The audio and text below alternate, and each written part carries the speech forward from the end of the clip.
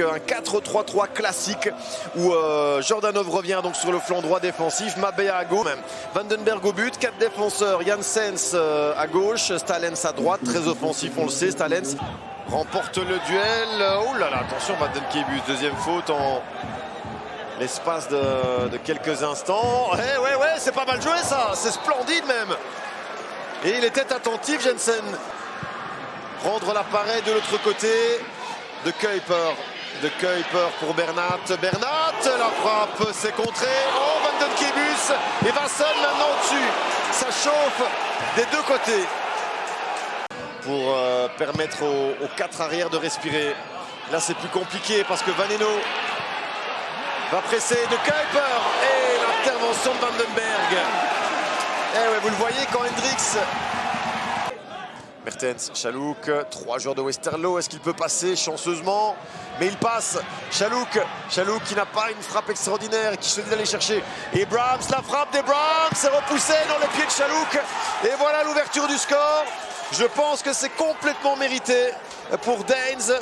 Youssef Chalouk qui a choisi de s'appuyer sur Abrahams, la frappe de l'ex de la maison, qui a fait le travail depuis le début. Regardez, il a récupéré, il a effacé 3 joueurs de Westerlo.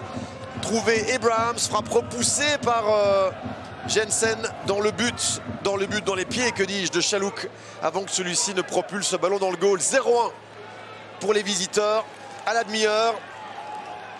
Superbe match. Et ce sont les Gantois qui prennent l'avance. Par Youssef Chalouk.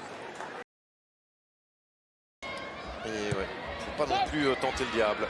Le centre, Jordanov en retrait, vers Mabea qui doit frapper, on ne s'est pas entendu. Peut-être Foster ici sur un malentendu de Kuiper et Vandenberg. C'est pas s'il fait encore en D1B, hein. Youssef Chalouk, quand on voit son match aujourd'hui, c'est monstrueux. Il aurait dû rejoindre la D1A, je pense, tout comme Zarouri de Lommel la saison dernière. Il est toujours à Daines et voici peut-être le doublé pour Chalouk, 0-2. Extraordinaire ce joueur, extraordinaire. Youssef Chalouk au-dessus du lot cet après-midi et qui fait logiquement 0-2 après qu'on lui ait refusé un penalty. Justesse, puissance, 0-2. Ça va être compliqué pour Westerlo d'aller chercher cette équipe de Daines là. Un petit but pour relancer la machine. Et peut-être ici, Turdirs le crochet, il y a péno.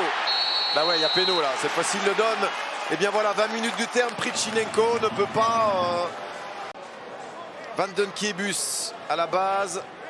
Vaneno, la petite passe, il effleure, mais il le touche. Prichinenko sur Turdirs, revoyons cela, ouais. Turdirs face à Tom Vandenberg. Le coup de sifflet de Ken Vermeeren. Turdirs et contre-pied sur Tom Vandenberg. Un but à 2. 71e, le match relancé. Mais est-ce que Westerlo va y parvenir? Il est tombé un peu du ciel. Turdirs contre-pied parfait sur Tom Vandenberg. Et donc 3e but en D1B pour le Belge de 26 ans. En deuxième mi-temps, le 9e en tout pour Westerlo. Bernat dans la boîte, la reprise sur la barre. Perdikidzi. Ou pas, en tout cas il y avait avantage laissé par l'arbitre. La reprise de Perdikidzi sur la barre. Je pense que Vandenberg qui intervient. Vaneno, le centre. Ça revient chez Vandenkebus. La volée, c'est splendide. Thomas Vandenkebus. Ah, le but du week-end, sans doute en division 1B. Il a pris sa chance, le joueur prêté par le club de Bruges, qui soulage tout le Kuiper ici. Mené 0-2 en première mi-temps tout de même. C'est un petit peu le bémol, mais ça n'enlèvera pas la saveur de ce but. Regardez, il ne contrôle pas, il frappe une fusée Vandenberg. Je pense à le regard quelque peu masqué et ne voit pas arriver de loin cette belle frappe placée. 2-2, Westerlo revient dans le match et on peut s'attendre à 5 dernières minutes de folie. Qu'elle est candidate à la montée, je pense qu'aujourd'hui c'est officiel. Bizimana la faute, non, le coup de sifflet final de Ken Vermeeren, 2-2. Westerlo s'en sort bien, c'est un bon point pour Westerlo.